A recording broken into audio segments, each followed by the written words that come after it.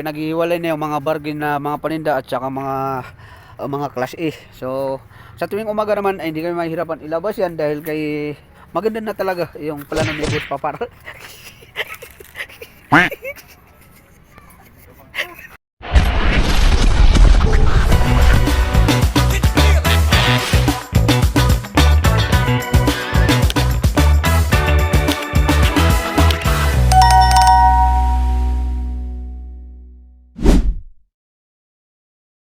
Yo, what's up guys? Welcome back to my channel. So, nandito na naman tayo guys sa ating negosyo. So, napakaganda itong negosyo ng galito.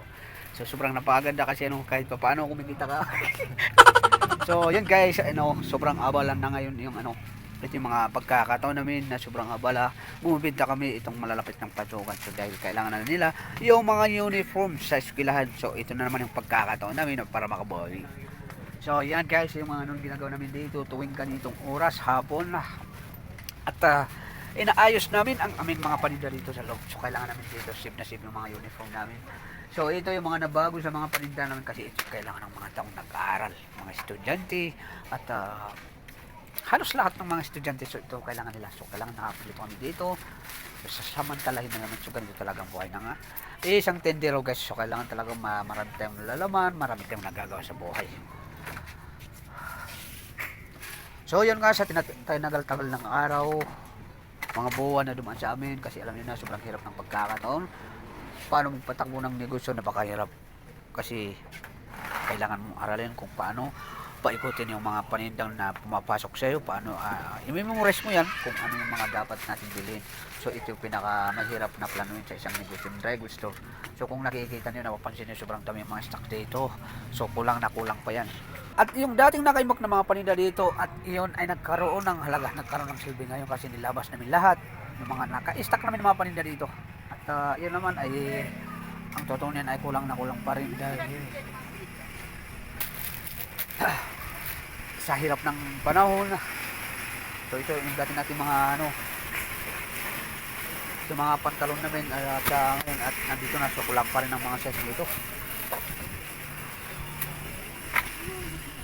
Mga stocks namin dito nakalapag dito sa harap ay halos hindi na gumagalaw yung iba. So ang pinaka importante ngayon ng majority na nakalapag dito ay itong mga uniform yan nagamit sa school.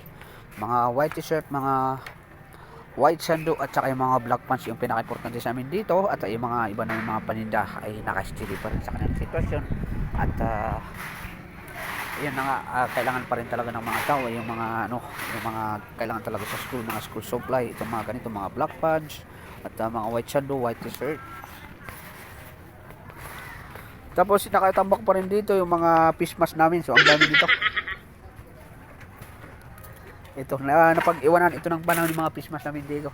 At ito naman medyo okay naman yung mga bargain ceiling namin dito. At ito yung bus namin.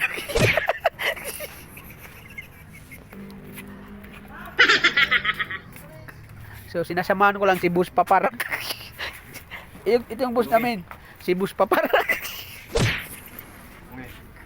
Bus Papar.